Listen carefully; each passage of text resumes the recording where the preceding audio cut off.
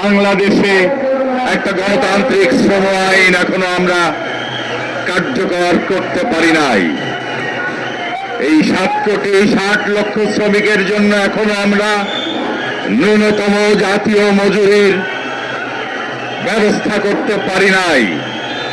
কর্মক্ষেত্রে আমরা আমাদের নিরাপদ করতে পারি নাই। আমাদের মর্যাদাকে এখনো নিরাপদ করতে পারি নাই।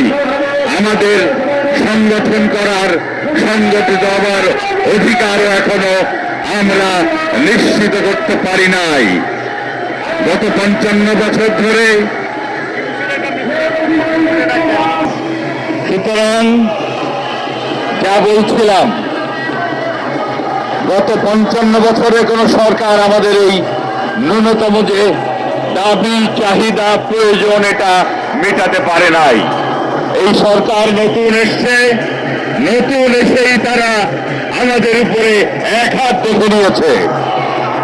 আমাদের নেতা পছন্দ করার অধিকারকে খর্ব করেছে, আমাদের সংগঠন করবার অধিকারকেও সংকুচিত করছে। তারপরেও আমরা বলবো, আমরা আশা করি এই যে নতুন সরকার আসছে, জাতীয়তাবাদী দলের সরকার, এই সরকার অন্তত গত 55 বছর ধরে যেই সরকারগুলো শ্রমিকের প্রতি বৈরী আচরণ করছে, এই সরকার অন্তত বৈরী আচরণ করবে না। আর শ্রমিকদের সাথে, আমাদের সাথে বৈরী আচরণ করে অতীতে কেউ রাষ্ট্র পরিচালনা করতে পারে নাই। আপনাদেরকে আমরা সাবধান করে দিতে চাই, বাংলাদেশের এই 7.5 কোটি শ্রমজীবী মানুষের সাথে যদি গাদ্দারি করে ঠিকমতো রাষ্ট্র পরিচালনা করতে পারবেন না।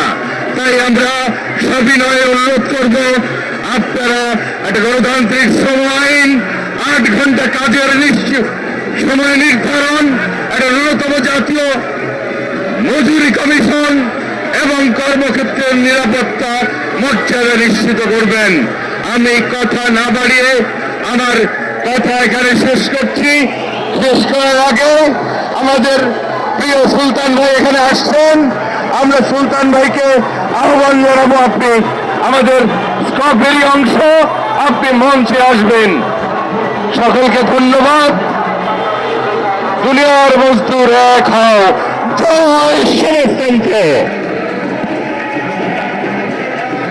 নেতার ভাই সুলতান ভাই, আপনারা মঞ্চে আসুন। সংগ্রামী বন্ধুগণ, এখন শ্রমিক কর্মচারী ঐক্য পরিষদের সংগ্রামী সভাপতি, আজকের সভার সভাপতি কমরেড নুরুল হক, সবাইকে একটু স্বাগত জানাবেন।